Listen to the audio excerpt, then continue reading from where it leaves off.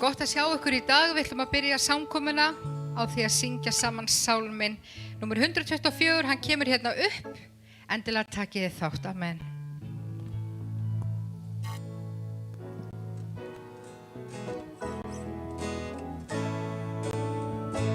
Af fjöldans sveiflir mín sál, þar finn ég ekkert nema tár. Ég vakist yfir heimi hér, á himni föðurland mitt er. Ég á ei heima hér á jörð, ég á ei heima hér á jörð. Ég hér á engan hvíldarstað, á himni föðurland mitt er. Ég hlusta ei á heimsins röst, á Herrann ég sendi tröst. Ég byrja þig og vaka hér, mitt vonaland á himni er. Ég á ei heima hér á jörð, ég á ei heima hér á jörð. Ég hér á engan hvíldarstað, á himni föðurland mitt er. Ó kæri vinur, kom með mér, sjá Jesús bíður eftir þér. Ó kom frá synd og sorg og rýr, í sólarlandsins morgundýr. Ég á ei heima hér á jörð, ég á ei heima hér á jörð. Ég hér á engan hvíldarstað, á himni föðurland mitt er. Á himni föðurland mitt er. Amen. Snorri, gjörðu svo vel.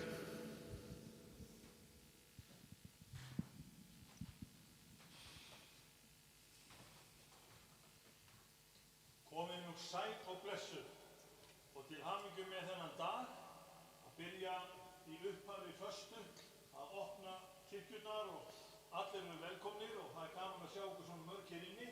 Þetta er öðruvísi yfirbragð núna heldur en hefur verið, svo við lofum Drottni fyrir það. En ég ætla að byrja á því að minna ykkur á að við gleymum ekki bæninni. Við byrjum hér á þriðjudögum og föstudögum og við höfum sendt það út þannig að þið getið fylgst alveg með því. Og svo verður náttúrulega bara samkoma næsta sunnudag á sama tíma klukkan 11. Við ætlum líka að senda það út og ég veit að það verða einhverjir fleiri með. En ég ætla að gefa ykkur orð í upphafi þessara stundar og sendi það út allan heim. Ég ætla að fara með ykkur í orðið í Jesaja 65. Og það stendur svo að 17. versi: Sjá, ég skapa nýjan himinn og nýja jörð, og hið fyrra skal ekki minnst verða og það skal engum í hug koma. Gleðjist og fagnið ægilega yfir því sem ég skapa, því sjá, ég byrði Jerúsalem að fögnuði og fólkið í henni að gleði.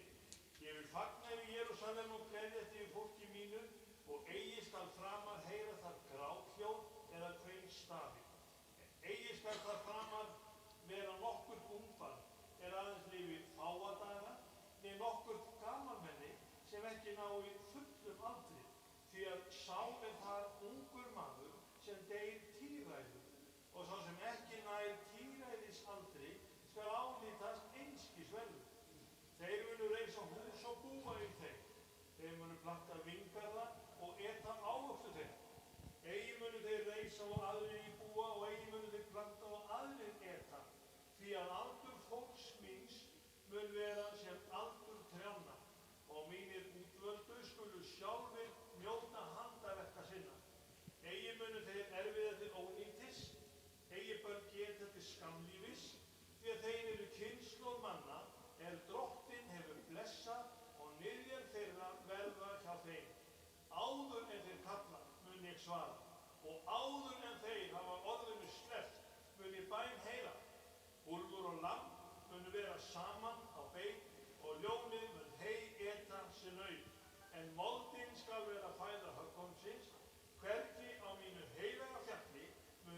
illt fremja eða skaðagjöra, segir Drottinn. Þetta vonar boðskapurinn sem að við eigum og mér finnst hann eiga erindi til okkar í upphafi föstu. Þess vegna Jesús Kristur okkur svona mikilvægur. Hann opnaði okkur þessa leið inn í þetta ríki. Þetta ríki að koma og við verðum erfingjar þar. Ég vonaði að við heyrt allt saman í mér sem að ég var að lesa og þó að ég hafi ekki verið með mikrofónin nógu snemma. En við skulum allavega biðja saman og þú ert á þínu stað og við erum hér. Það eru nokkur bænarefni sem við erum beðin að biðja fyrir. Það ung stúlka á Akureyri, hún sjúk með hvítblæði og langgjafennar, hann með krabbamein líka og við biðjum fyrir honum. Og svo kona sem að þyrfti helst að fara í lungna- og hjartaskipti en sennilega getur það ekki, en við biðjum fyrir henni. Og þar sem miklar og stóra þarfir, þar skulum við trúa að Jesús Kristur gerir sig dýrlegan. Við felum honum málið. Og ef þú hefur þitt mál fram að leggja, þá getur þú rétt upp hendi þína og við skulum biðja fyrir þér. Og þú sem heyrir í okkur og ert heima hjá þér, þú getur líka lagt höndina, rétt hana upp og Guð, hann sér og hann þekkir þínar þarfir. Og við biðjum í Jesú nafni. Drottinn, þakka þér fyrir vonaríka framtíð sem þú gefið okkur. Þakka þér fyrir boðskapinn sem við eigum og þakka þér fyrir að við mun sjá það, elskaði Herra, að þann tíma mun bera að áður en við erum búin að sleppa orðinu, að þá munt þú vera búin að bænheyra. Og við biðjum núna til þín og leggjum þessi bænefni fram fyrir þig. Þú sér hverjir með uppréttar hendur, þú veist hverjir með miklar þarfir eða litlar. Drottinn, við biðjum bara eitt, láttu nafn þitt koma til okkar í dýrð, leyfðu náð þinni hvíla yfir okkur, gefðu sjúkum lækningu, gefðu litlum elskaði Herra, gefðu þeim sem hryggir og vita ekki hvort fótið þeir eiga að stíga, góða stefnu Drottinn minn, svo þeim megi horfa á þig. Þeim megi beina sjónu sínu til þín, elskaði Herra, og vita að þú ert Kristur, sonur hins lifanda Guðs, frelsari mannana. Þú ert sonur Guðs, Drottinn minn, lausnarinn okkar. Og við blessum það hér frá Keflavík í Jesú nafni. Amen. Heyri, amen. Svo ætla Kitty að halda áfram og Dagný, hún ætlar að leiða okkur í söng. Við skulum bara syngja með þeim. Amen.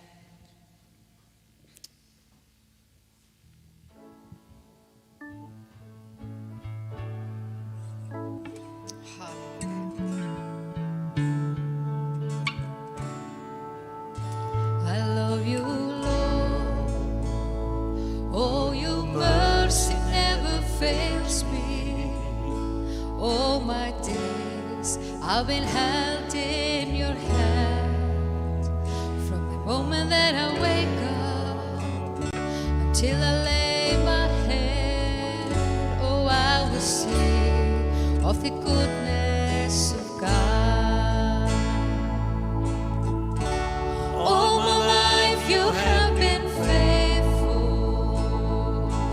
And all my life you have been so good. With every breath that I am able, oh, I will sing of the goodness of God.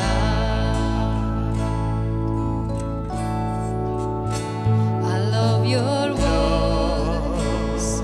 You have led me through the fire. In darkest night, you are close like no other. I know you as a father. I know you as a friend. Oh, I have lived in the goodness of God. Syngjum þetta saman. All my life you have been faithful. All my life you have been so good. With every breath that I am able, oh, I will sing of the goodness of God. All my life you have been faithful. All my life you have been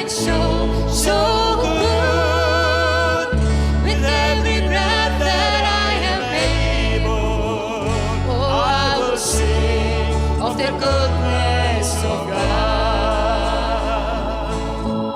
Your goodness is running after me.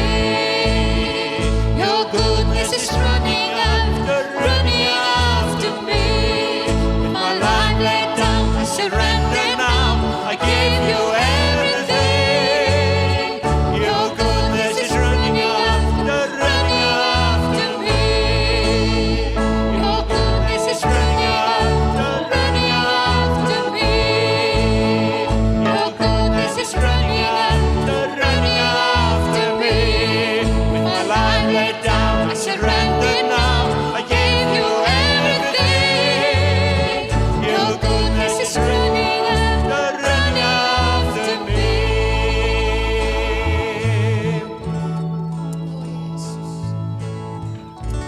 All my life you have been faithful.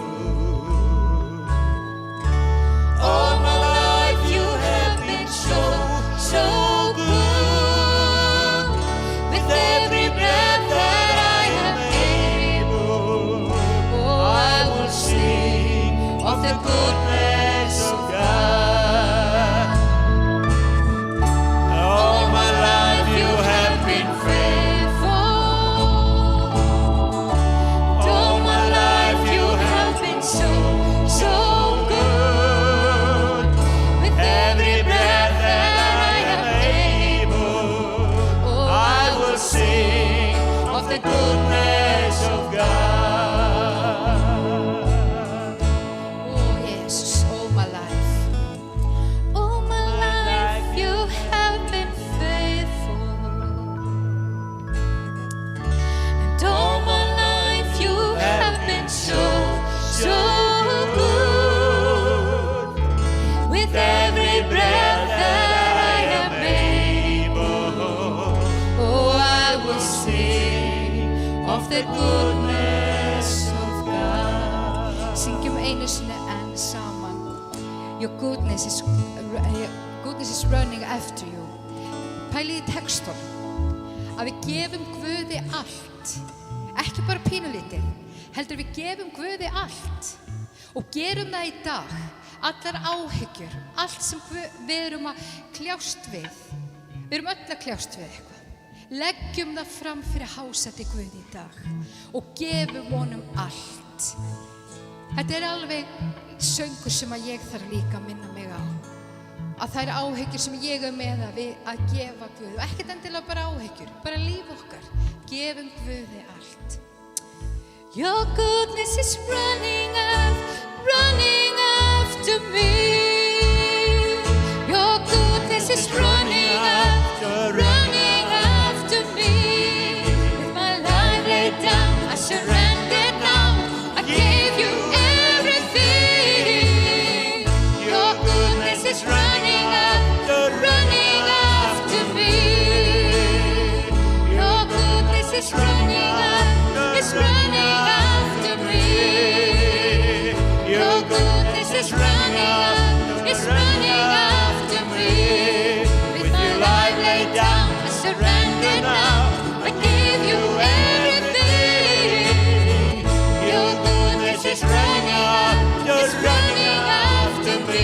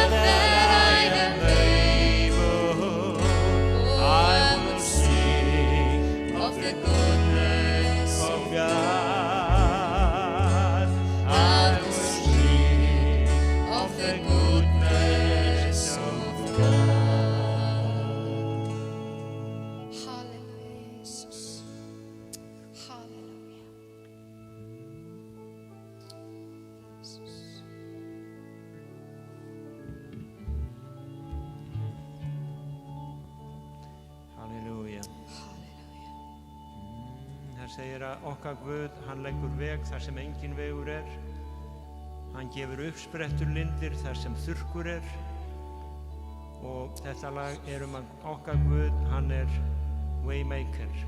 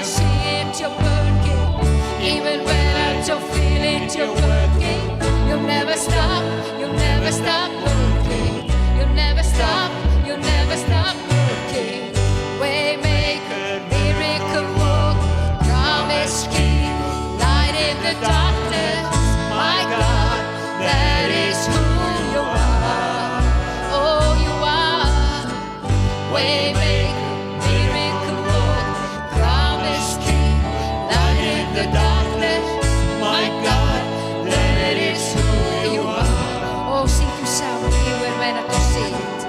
Ég verð að þú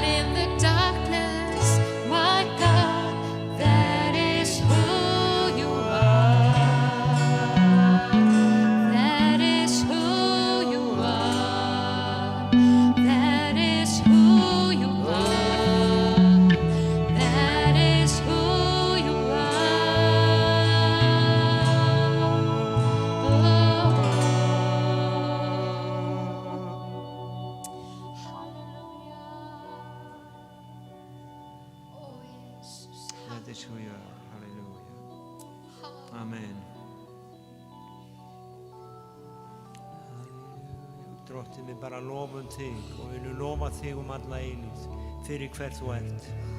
Við lofa þig alla eilíð fyrir hver þú ert. Amen.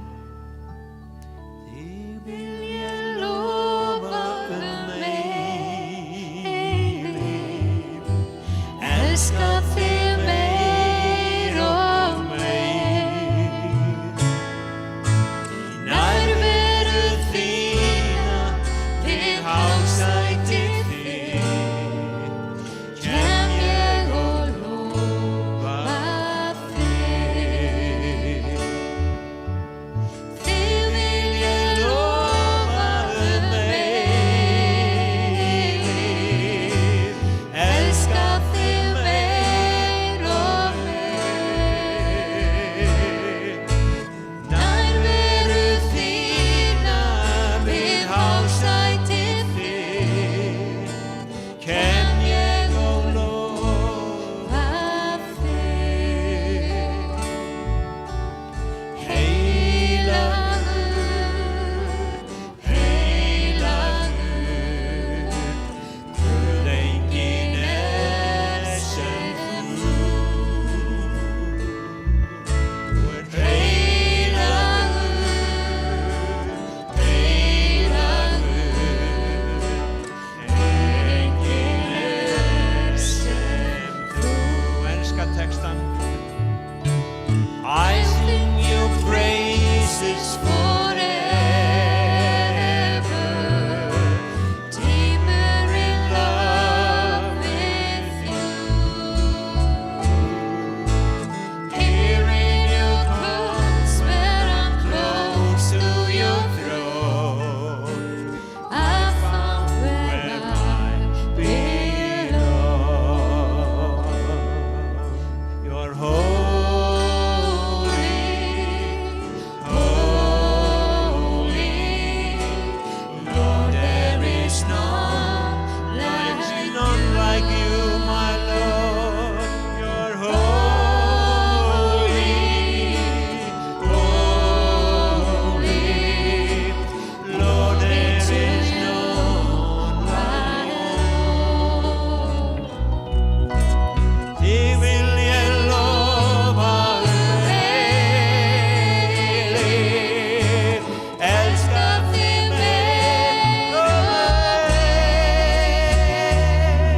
Í nærveru þína við hásætið þitt kem ég og lofa þig. Þig vil ég lofa eilíð, elska þig meir og meir. Í nærveru þína við hásætið þitt kem ég og lofa þig. Í nærveru þína við hásætið þitt kem ég og lofa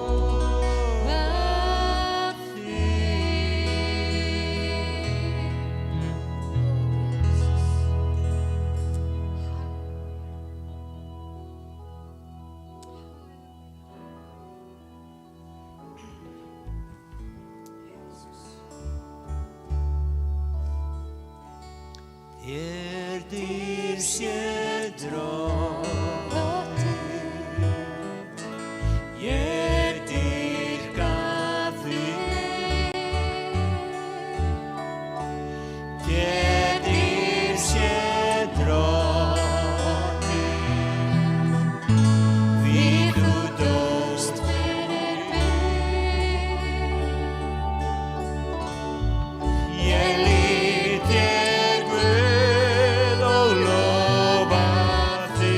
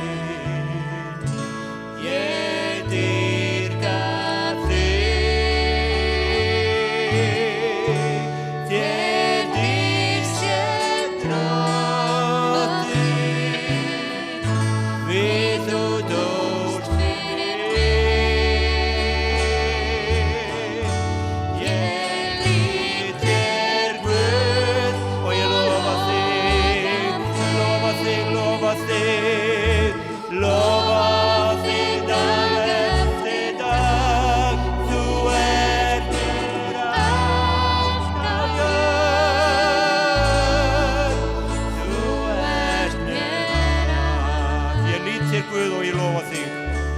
Ég lít þér Guð og lofa þig. Lofa þig dag eftir dag, þú ert mér allt á jörð. Þú ert mér allt. Ég lít þér Guð, ég lít þér Guð og ég lofa þig, lofa þig, lofa þig. Lofa þig dag eftir dag, þú ert mér allt á jörð. Þú ert mér allt.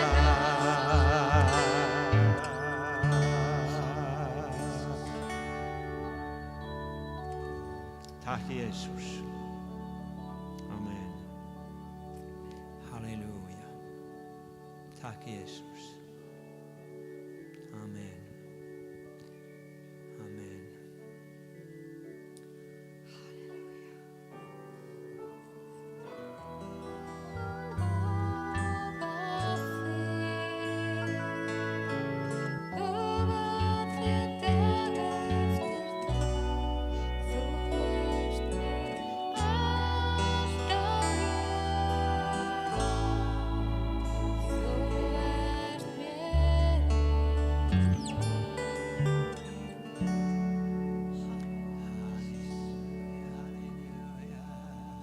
Vil ég gera eitt fyrir mig, við syngjum þennan kóra einu sinni enn, við viljum standa upp og lyfta höndum til hans og á þann hátt lútum við honum. Þegar við lyftum höndum til hans, færum honum lofgjörðarfórn, segjum Guð, við ætlum að heiðra þig, við stöndum upp fyrir þér Guð, við stöndum upp fyrir þér Guð, við heiðrum þig, við tignum þig. Þér dýr sé drottinn, ég dýrka þig. Þér dýr sé drottinn, því þú dóst fyrir mig. Ég lít þér Guð og ég lofa þig. Lofa þig dag eftir dag, þú ert mér allt á jörð. Þú ert mér allt. Ég lít þér Guð og ég lofa þig. Ég lít þér Guð og ég lofa þig.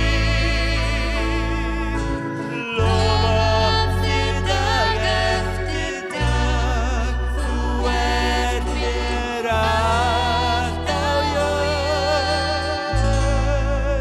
Þú ert mér allt. Eins og enn, lít þér Guð. Ég lít þér Guð og lofa þig. Lofa þig dag eftir dag, þú ert mér allt á jörð.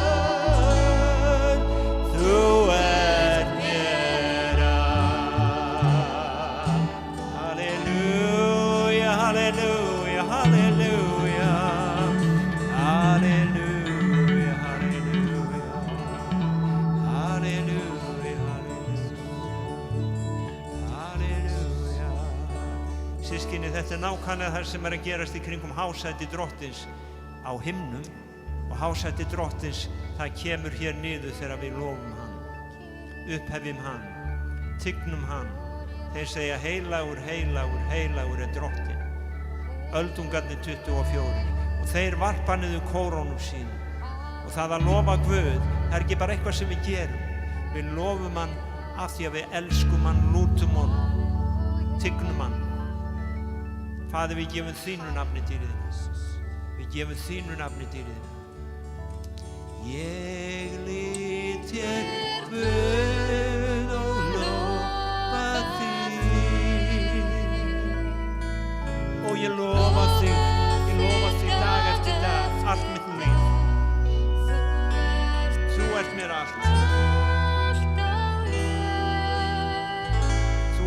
allt á jörð.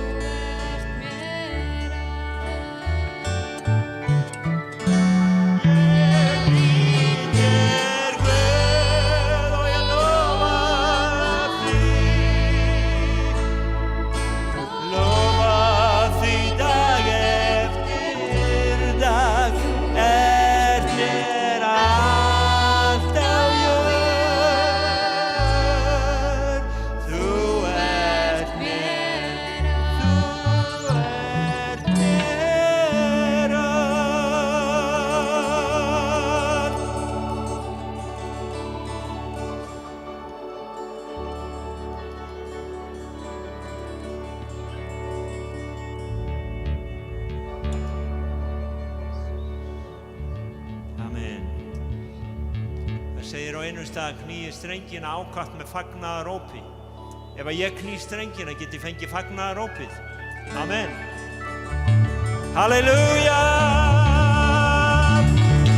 Ó, halleluja! Halleluja! Halleluja! Amen.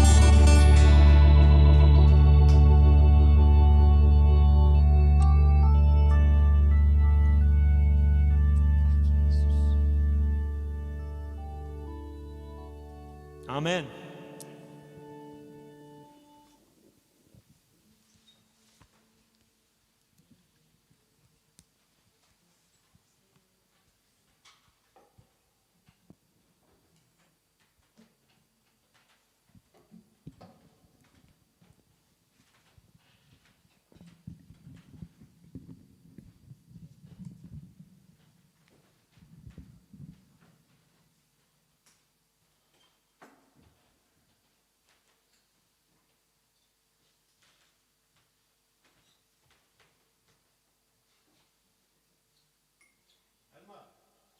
Komdu hérna aðeins.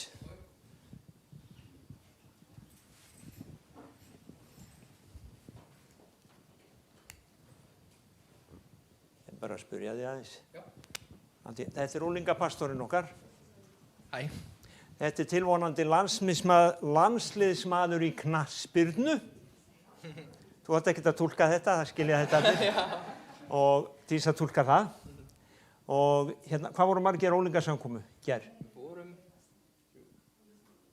Vorum held ég 7-8. Og eitthvað að nýju fólki? Já, það Já. komu krakkar úr hérna Unik Já, flott. og yndislega nærvera frá Guðs. Já, amen. Virkilega góð nærvera. Já, það var viðtal við þig á Lindinum daginn Já. og þar varst að segja frá svona fótboltaferlinum. Ég var að pæla, þegar þú ert orðinn landsliðsmaður, Já. að þá ert þú orðinn fyrirmynd, eða ekki? Jú, Og þá ætlar þú að halda áfram að játa Jesú. algjörlega. Já. Og ég var bara að hugsa þegar ég sá Elmar og Kalla þarna, Kalli, kom þú líka, þú ert hluti að tíminu. Sko, Kalla fannst hann vera aðeins svo lár, þannig að hann fann ráð við því, hann bara hækkar, sko, það bara hárið upp og þá bara bætast við 10 sentimetra. En þetta eru svona einlega hetjurnar okkar hérna í unglingastarfinu og Kalli líka hérna tæknimaður og það sem ég var að hugsa, mér langar að við réttum hendur til þeirra og byggjum fyrir þeim að þessir ungu menn, þeir verði fyrirmynd fyrir aðra unglinga og sýni öðrum að það er allt í lagi að fylgja Jesú. Amen. Er ekki sammála því? Sammála því. Já. Ert þú sammála? Já, það er allt í lagi að fylgja Jesú. Já, flott. Viljið þið standa aftur upp og rétta hendurnar til þeirra og byggjum fyrir því að hann verði landsliðsmaður og ég veit ekki í hvaða landslið Kalli ætlar að vera. Það verður á einhver öðru sviði. Bara byggjum fyrir þeim í Jesú nafni. Drottinn, þakkaði fyrir þessa ungu menn, þakkaði fyrir að þeir eru framtíðin í kirkjun okkar og þakkaði fyrir að unga fólkið er að rísa upp á sérstakan hátt í þessari kirkju. Lærisveinar þínir eru að verða til og Drottinn, ég blessa Kalla, ég blessa Elmar og ég blessa líka allt unga fólkið sem hérna núna í kirkjunni, í Jesú blessaða góða nafni. Amen. Amen. Takk fyrir strákar. Takk fyrir. Já.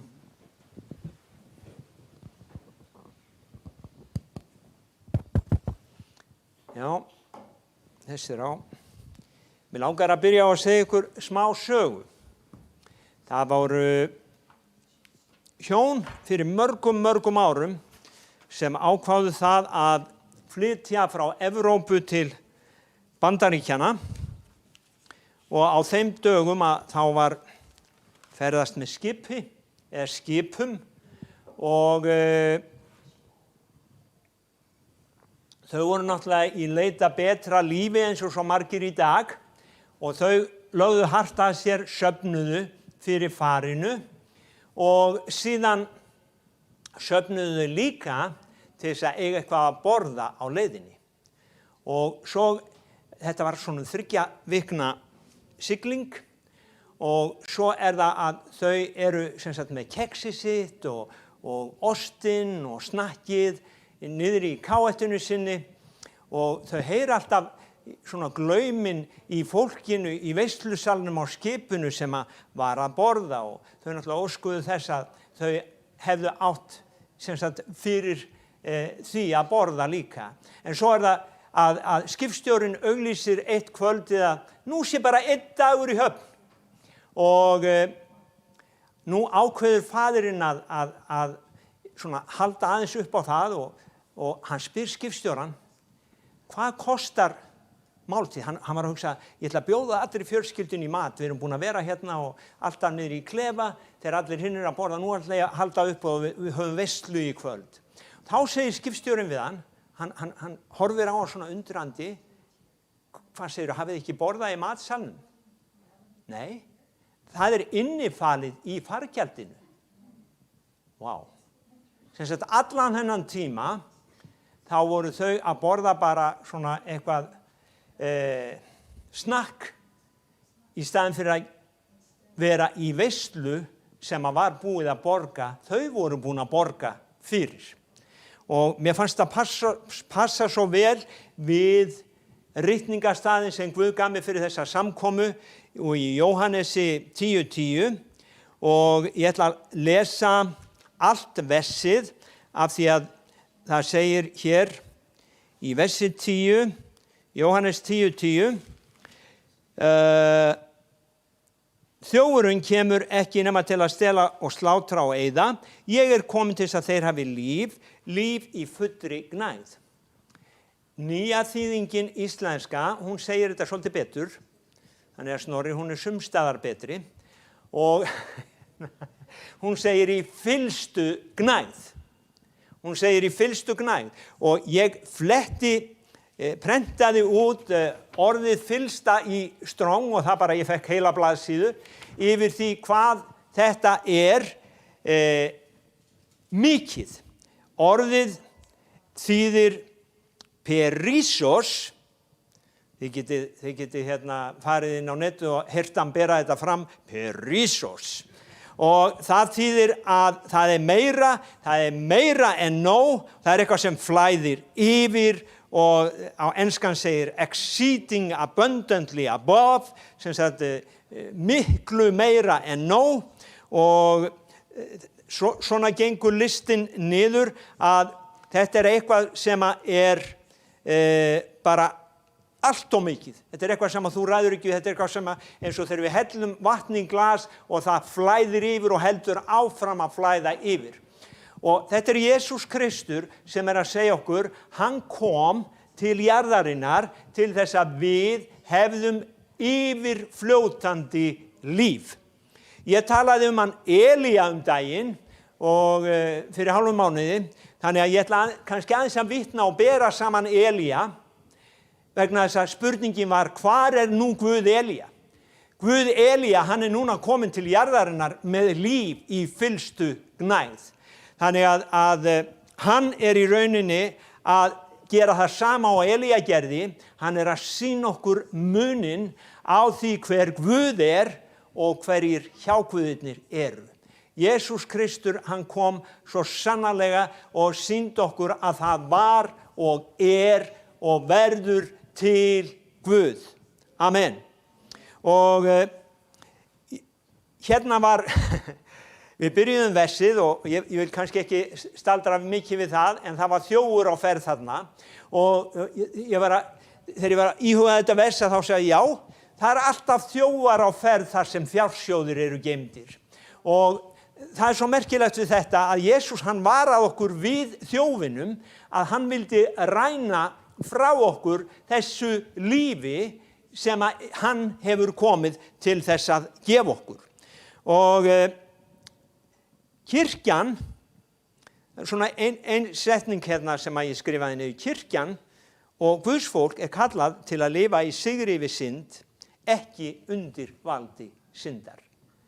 Reyndar segir Rómverjabréfið okkur þetta að kirkjan, synd skal ekki drottna yfir þér. Jesús, þetta líf í fullri gnægð, það er okkar drottin, ekki syndin. Í raun og veru á lífið sem flæðir frá Jesú, það bara þvær burt alla synd. Það þvær burt allt sem er óhreint. Ef að lífið er að flæða í gegnum okkur, þá er ekki pláss fyrir nein óhreinindi í okkar lífi.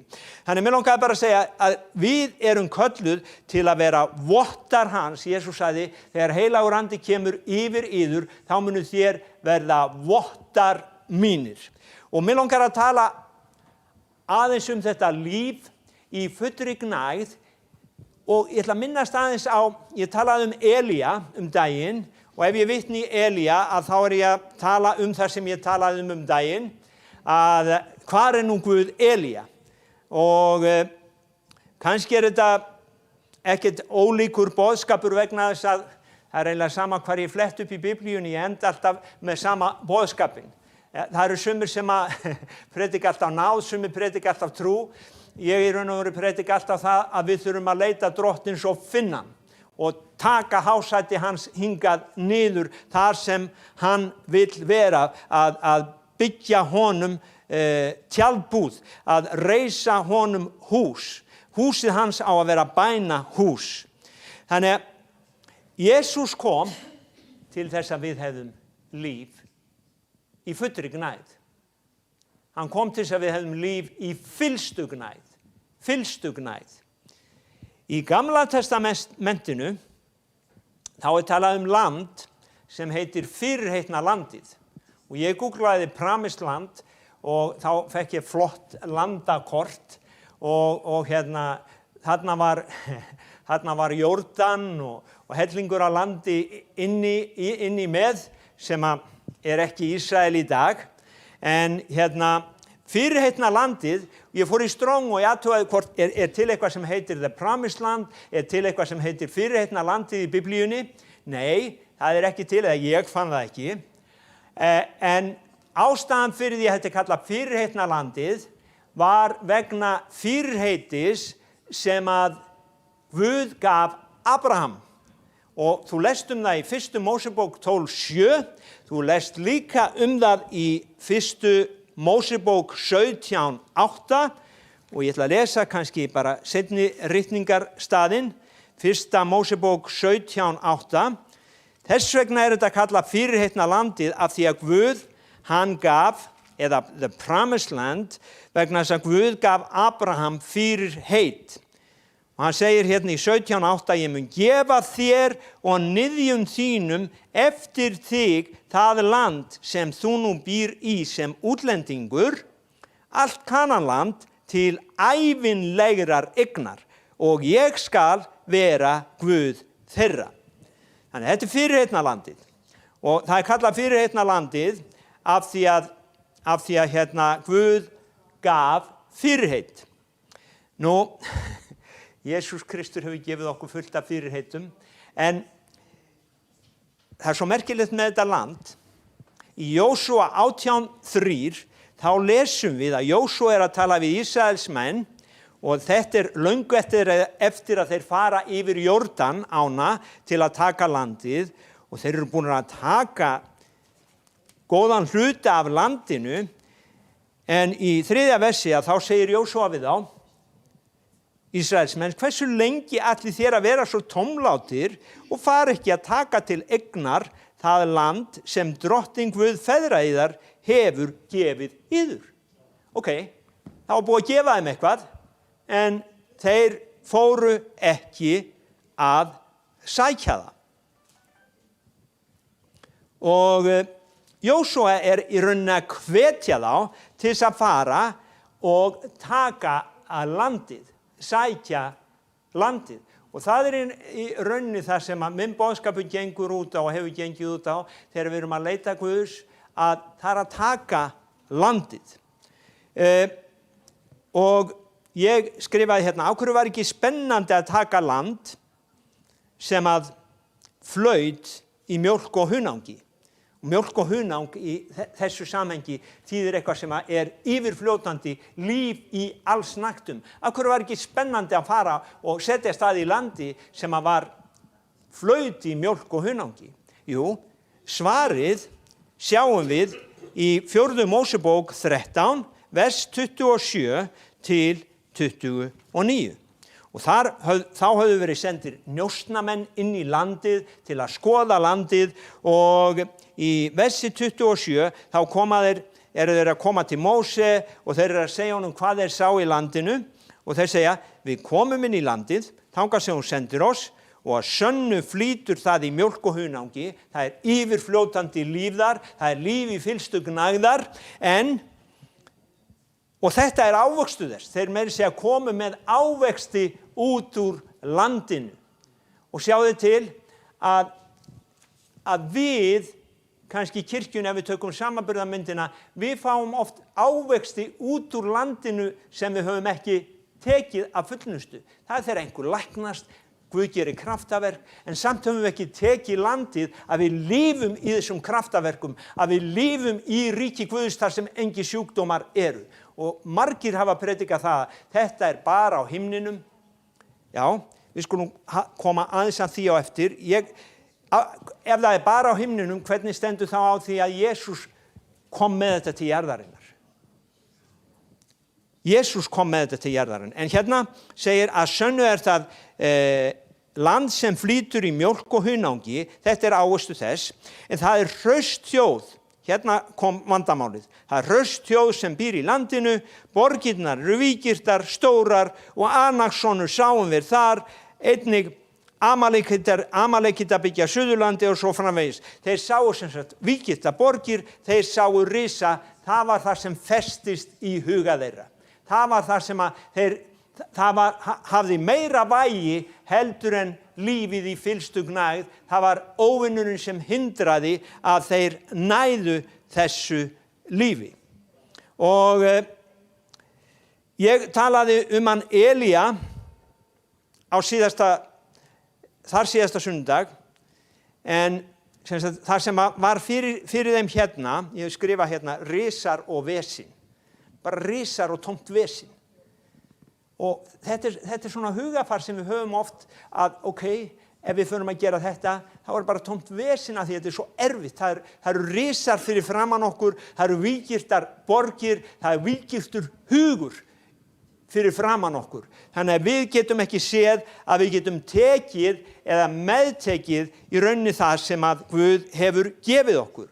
Og munið eftir að það var Guðsmaður og Guðsmaður.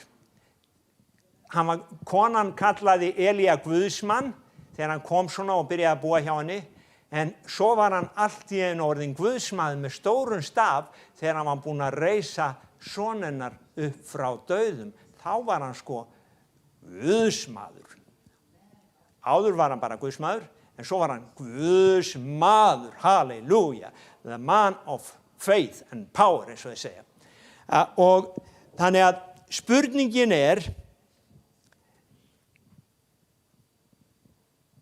það er svo miklu, það er kannski ekki spurning, það er fullyrðing. Það er svo miklu auðveldar að vera Guðsmaður heldur en Guðsmaður. Af því að það fylgir því svo mikið vesin að vera Guðsmaður. Það er barátta, það er stríð, það kemur þessi og hinn og vill brjóta okkur niður og ráðast á okkur. En það er í rauninni það sem við erum kölluð til þess að gera, að taka landið sem að flýtur í mjólk og hunangi, landið sem að Jesús kom til að gefa okkur í fyllstu gnægð. Og ég sagði daginn að á dögum Sáls þá leitaði enginn að sáttmálsörkinni. Sáttmálsörkin var líka eins og svona tákmynd upp á þetta líf í fyllstu gnægð, vegna þess að hvar sem sáttmálsörkin fór, þar fór Guð. Guð hafði bundið sig við sáttmálsörkina. Þannig að ef að sáttmálsörkin var einhvers staðar, þá var Guð þar. Þannig að spurningin, vitum við, það er hérna, af hverju að leita einhverju sáttmálsörk? Af hverju leitaði einhverju sáttmálsörk? Og ég hugleitið, sko, Sál var ekki að leita sáttmálsörkinni árum saman, en leið og Davíð kemur, þá vill hann finna nærveru Guðs. Og ef við hugsum okkur, af hverju, ef að þú enga erfingi, kannski, hvaða upphafi viljið nefna? Við skulum bara vera svona hólátt og segja 1 milljarður. Það ekki mikið á Íslandi í dag. En ef að þú enga erfingi að 1 milljarði, myndirðu ekki hafa fyrir því að leita að erfðaskráni ef hún væri týnd. Ef þú hefur hugmynd hvar hún væri, myndirðu ekki eyða smá tíma í að leita að erfðaskráni, eða myndirðu segja, mér alveg sama, allt í lagi, ég hugsa flestir, ég skal sko finna hana, og það fyrir en seinna. Og þetta var hjarta Davíðs, ekki gagnvart 1 milljarði, heldur gagnvart nærveru Guðs og þessu lífi sem gefið í fyllstu gnægð. Davíð sagði, ég unni mér ekki hvíldar fyrir en ég hef fundið stað fyrir Drottinn, þar sem ég get sett sáttmálsörkina hans inn. Og ég sagði að svo kemur Jesús til jarðarinnar og hann Guð Elía. Og það svo skrítið að þegar hann kemur, þá hefst hann handa við að fella risana og hann ræðst á þjófinn. Og ég ætla að lesa hérna bara nokkra ritningastaði það hvernig Jesús réðist á þjófinn. Vegna þess að ég upplifi að það svo margir sem vilja vera eins og Sál, ég vil bara vera Guðsmaður, ég vil bara hafa þetta náðut og vera Guðsmaður. Þeir vilja ekki gera eins og Jesús gerði, og það svo margir sem vilja lifa bara á keksinu og ostinum. Þeir vilja ekki ganga inn í veislusalinn, en sjáðu hvernig Jesús kemur fram. Matteus 4:23, ég held við lesið þetta líka daginn. Hann fer nú alla Galileu, kennir í samkundum þeirra, predikaði fagnaðarerindið ríkið, sem þetta ríkið kom núna niður, og læknaði hvers kyns sjúkdóm og veikindi meðal liðsins. Orðstírs hans barst allt Sýrland, menn færðu til hans alla sem þjáðust af ýmsum sjúkdómum og kvölum, og voru haldnir illum öndum, tungsjúka menn og lama. Og Jesús sagði, ég bara Guðsmaður, þetta dó út með postólunum sem kom á eftir mér. Nei, hann sagði það ekki, hann réðist á þetta, hann sagði, ég get tekið þessa risa, hann reif niður vígirðingarnar og hann byrjaði að lækna þá sem voru, sem þjófurinn hafði stolið heilsunni frá. Hann réðist á ríki óvinarins og hann bara tók landið sem hann átti. Og þetta var okkar Jesús Kristur, Guð Elía. Og hann læknaði þá og mikill mannfjöldi fylgdi honum úr Galileu og svo framvegis. Og ég ætla að lesa hérna annan stað vegna þess að það gott fyrir okkur að vita þetta, við sem segjum en það þarf Guðsmannin til að þetta gerist. Kannski þarf það Guðsmannin og ég vil bara vera Guðsmaður vegna þess að það svo þægilegt. Í Markús 9 þá það einu sinni að Jesús kemur, hann hafði verið fjarstaddur og hann kemur til lærisveina sinna og þetta vers 14 og til 29 og við skulum bara lesa þetta. Þegar þeir komu til lærisveinanna sáu þeir mannfjölda mikinn í kring og fræðimenn að þrátta við þá. En leið og fólki sá hann, þar að segja Jesú, sló fentri á alla. Þegar þeir hlupu til og heilsuðu honum, hann spurði þá, hvað eru þeir að þrátta við þá? En einn mannfjöldanum svaraði, meistari, ég farið til þín son minn sem málleysis and í, hvar sem andinn grípur, hann slengir hann honum flötum, hann froðufellir, gnistir tönnum og stirðnar upp. Ég bað lærisveina þína að reka hann út, en þeir gátu það ekki. Ljómar kunnulega. Þeir gátu það ekki. Vá. Já, var það ekki bara af því að þetta allt saman búið, þetta var bara... Jesús svaraði þeim, og hlustið nú. Við erum skammaðir ef við segjum þetta. Ó, þú vantrúa kynslóð. Hversu lengi á ég að vera hjá yður? Hversu lengi á ég að umbera yður? Færið hann til mín. Þetta var það sem Elísa sagði einu sinni þegar að Naman, var það ekki Elísa, þegar Naman var sendur til Ísrael, Sýrlands konungur sendan og sagði Ísraels konungi að lækna hann. Og Ísraels konungur var alveg dauðskelkaður, að þá frétti Elísa þess og hann sagði, komið með hann til mín, þá skulu þeir fá að vita það til spámaður í Ísrael. Og Jesús segir það sama og Elísa, hann segir, færið hann til mín. Og þeir færa hann til Jesú, en leið og andinn sá, hann teygði hann drenginn ákaflega, hann féll til jarðar og veltist og froðufeldi. Og mér datti bara í huga ef þetta væri á samkomu hjá okkur, þá myndi allir svona horfa og kannski vera skelfingu losnir, hvað eigum við að gera? En Jesús, hann horfði ekki einu sinni á, hann snýr sér bara að föðunum og segir, heyrðu, hvað hefur þetta verið lengi svona? Og hann bara snýr sér frá drengnum. Og hinn segir frá bensku, og oft hefur hann kastað honum bæði eld og vatn til að fyrirfara honum, en ef þú getur nokkuð þá sjá á okkur og hjálpa okkur. Jesús sagði við hann, ef þú getur, sá getur allt sem trúir. Okay. Ef við segjum við trúum, þá getum við allt. Þannig að við ættum kannski aðeins að segja, ég trúi með mínum mæli. En ef þú trúir, sá getur allt sem trúir. Við skulum lesa einar ritningu hérna í viðbót. Eða ég ætla að klára þetta.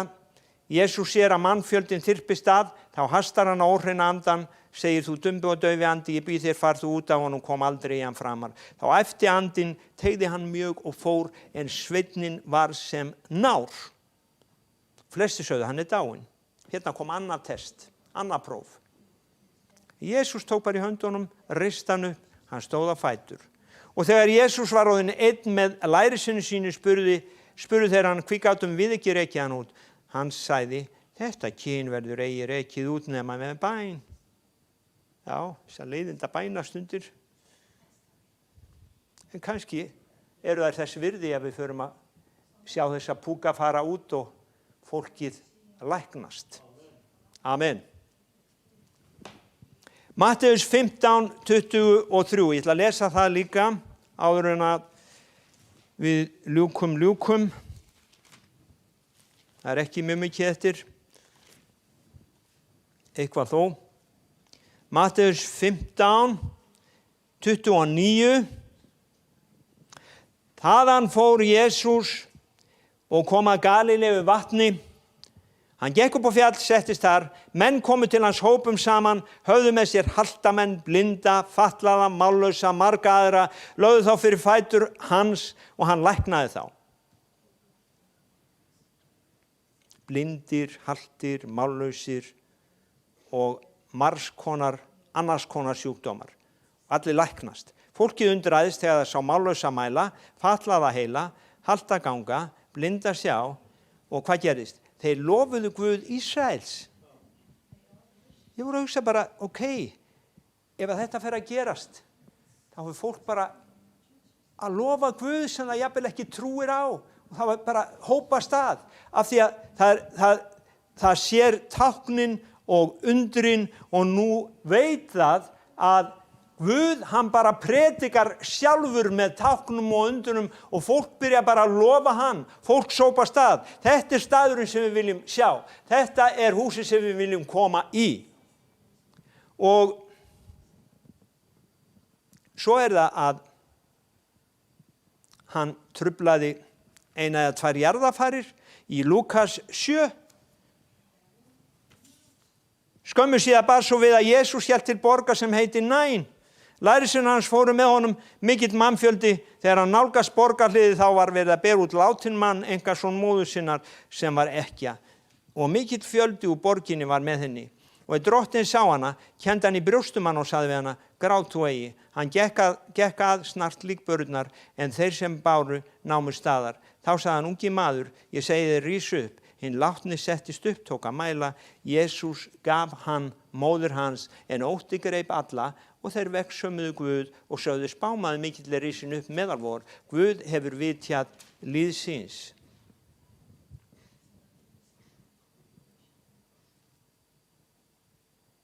Ég meina, jarðaförð, það var ekki risi fyrir hann, það var ekki vígirt borg fyrir hann rústaði jarðaförn á góðan hátt.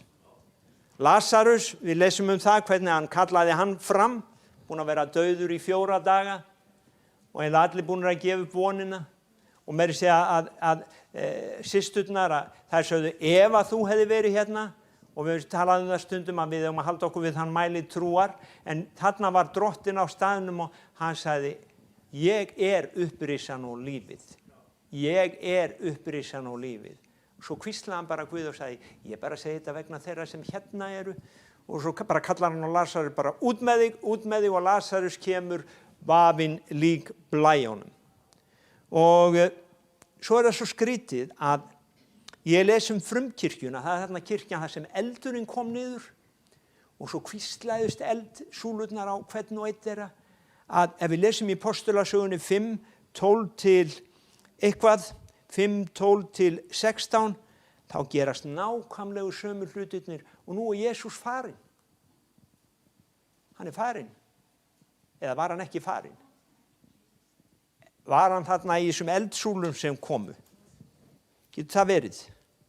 Allavega ef við lesum hérna 5, 12 til 16, þá sjáum við að fyrir hendur postulana gjörðust mörg tákn og undur meðal lífsins. Allur söfnuðurinn kom einum huga saman í sólnagöngu Salómons. Engir þorðast samlagast þeim, en fólk virti þá mikils. Enn fleiri urðu þeir sem trúðu á drottinn, fjöldi karla og kvenna. Menn báru jafnvel sjúka út á strætin, lögðu þá rekkjurbörur, ef verða mætti Pétur gengi hjá, að alltént skugginn af honum félli á einhvern þeirra. Einnig kom fjöldi fólks frá borgunum umhverfis Jerúsalem og flutti með sér sjúka menn og þjáða af óhreinum öndum. Og hvað var mikil vörn í bóluefninu? 95,1%. Nei, þeir læknuðust allir, það var 100%. Amen. Hjá Guði það 100%. Þeir læknuðust allir. Hér var kraftur Guðs yfir og þetta líf í fyllstu gnægð. Frumkirkjan hafði þetta. Jesús sneri sér að lærisveinum sínum og það eru 2 ritningarstaðir eftir. Hann segir við þá, 14 Jóhannes 14, sannlega, sannlega segir, sá sem trúir á mig mun gera meiri verk en, mun einnig gera þau verk sem ég gjöri. Hann mun gera meiri verk en þau, því að ég fer til föðurins. Og hver sem þið biðjið í mínu nafni, það mun ég gjöra svo faðirinn vegsamist í syninum. Ef þið biðjið mig einhvers í mínu nafni, mun ég gjöra það. Okay? Þannig við sjáum hér að Jesús Kristur, hann að segja okkur, það var ekki bara fyrir frumkirkjuna, heldur sá sem trúir á mig, hann mun einnig gera þessi sömu verk. Sá sem trúir á mig, hann mun einnig gera þau verk sem ég gjöri og meiri verk. Og það, menn hafa velt sér upp úr því hvað meiri verk eru. Líklegasta skýringin svo að við fengum að leiða fólk til Krists og fólk fekk að endurfæðast fyrir okkar þjónustu, sem að Jesús í raun og veru, hann hafði ekki þá þjónustu vegna þess að hann fór til himins eftir upprisuna, en hann vill að við gerum eins og hann. Og fyrirheitna landið og óvinurinn, þetta svona togast á í okkar huga. Við höfum þetta fyrirheitna land, það vilja allir sjá sem sagt kraftaverk, lækningar og allt þetta, en það vilja kannski flestir að einhver annar fari og sæki það. Jesús Kristur, hann í raun og veru, það má segja, hann sótti þetta til föðurins. Hann sagði að ég megna ekkert að gera sjálfum mér, ég gjöri bara það sem faðirinn sýnir mér. Og ef að við leitum föðurins á sama hátt og Jesús, þá munum við sjá nákvæmlega sömu verk og Jesús fékk að sjá. Í 2. Korintubréfi 1:19-20 þá segir að fyrirheitin þau eru já, og það segir Jesús Kristur, hann ekki bæði já og nei. Ég meina, fólk að segja af hverju læknast þessi og af hverju læknast ekki hinn. Jesús Kristur ekki bæði já og nei, hann öll fyrirheit Guðs, þau eru já og amen. Þetta 2. Korintubréf, sonur Guðs Jesús Kristus sem við höfum predikað á meðal, ég og Silvanus, Tímoteus, var ekki bæði já og nei, heldur allt í honum já. Því svo mörg sem fyrirheit Guðs eru, þá játun þeirra í honum. Þess vegna segjum við fyrir hann, amen, Guði til dýrðar. Þannig að ef við komum aftur að honum Elía, Elísa spurði, hvar nú Guð Elía? Af því að Elísa, hann vildi fá að vita hvort að hann hefði sama kraft og Elía hafði. Og þess vegna spurði hann, hvar nú Guð Elía? Og það var Elísa. Og spurningin einhver sem vil spurja, hvar þetta yfirfljótanlega líf, eða viljum við bara vera niður í káetu og vera með ostykkið okkar og brauðmólana, eða viljum við raun og veru leita Guðs? Guðspyr einhver sem leitar Guðs. Þannig að spurningin alltaf þessi, kirkja Jesú Krist, vill hún lifa á einhverjum brauðmólum eða þráir hún að lifa í þessari fyllingu? Í postulasögunni þá báðu þeir þangað til eldurinn kom niður. Og það trúarvakningar hafa alltaf verið þannig, það hefur komið saman hópur af fólki, 2 eða 3, þeir hafa beðið þangað til eldurinn kom niður. Og síðan hefur vakning breiðst út allan heiminn. Og það svo margar í raun og veru þessar trúarvakningar. Ég man að ég las einu sinni vakningasöguna og það svo ótrúlegt hvað Guð gerir bara á einu augnabliki þegar að hans eldur kemur niður. Þannig að lífið í fyllstu gnægð kom Jesús til þess að gefa okkur, og spurningin viljum við bara segja já, þetta of erfitt, það eru risar, það eru víggirta borgir, eða viljum við segja eins og Jósúa og Kaleb, við getum tekið það. Það sem Guð hefur gefið okkur, það getum við tekið. Og það gott að líka hafa visku, skref fyrir skref, skref fyrir skref. Ekki endilega allt í einu, eftir þeim mæli trúar sem við höfum. En ég trúi því að Guð, hann vill gefa okkur landi, og Guð, hann þráir svo mikið að hrista þessa þjóð. Og hugsa ykkur bara þetta kraftaverk hérna í Matteus, þegar fólkið var að læknast í hópum, og þá bara allir í kringa, þeir byrja bara að lofa Guð. Þetta Guð, það var enginn sem spurði núna, hvar Guð?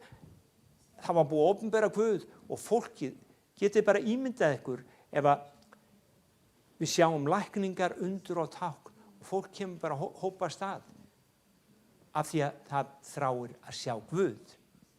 Það vilja allir sjá Guð í raun og veru, en höfum við pláss fyrir okkar Guð í okkar lífi? Það spurningin. Þannig að við skulum bara spyrja okkur þeirrar spurningar. næstu daga? Vil ég finna þennan Guð, Elía, eða ég bara ánægður eins og þetta er? Þetta bara gott? Eða virkilega til Guð? Og ég veit að þetta spurning sem margir hafa kannski, þetta verið barátta hjá mörgum árum saman. Þetta verið barátta fyrir mjög árum saman. Þetta hægt? Þetta hægt?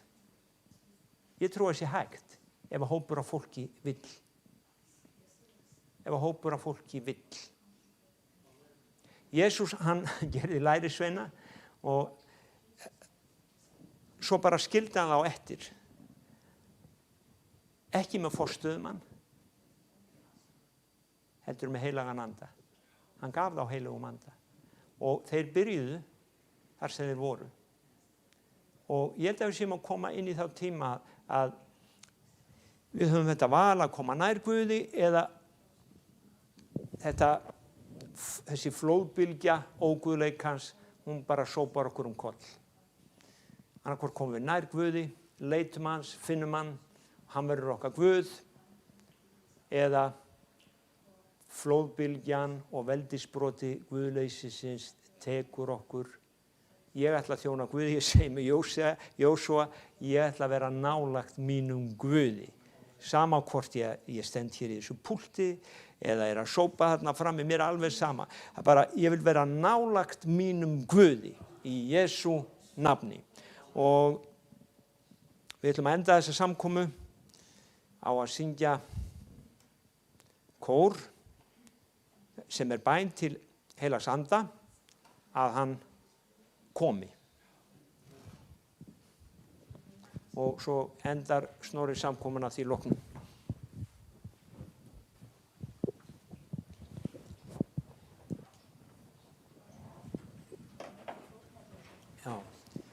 Já, það eru fórnarbaukar frammi. Já. Glemdist að taka fórnina. Baukarnir og kosið hérna frammi.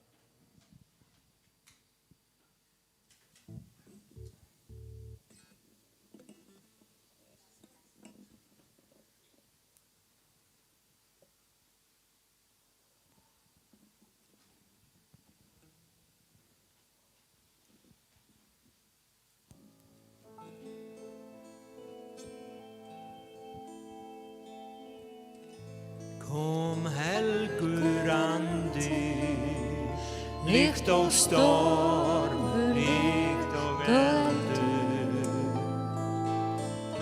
Kom helgur andi, lát mig finna kraftin þinn. Kom helgur andi, snert mín auga því ég sjái. Kom helgur andi, hér í kyrrð ég heyri þér.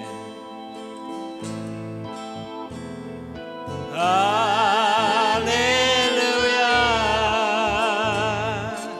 halleluja, halleluja,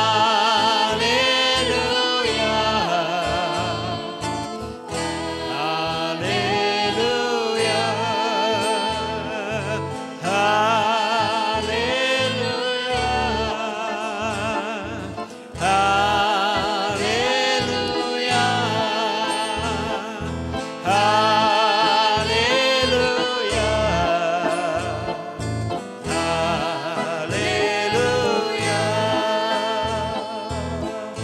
Come, Holy Spirit, like a wind and like the fire.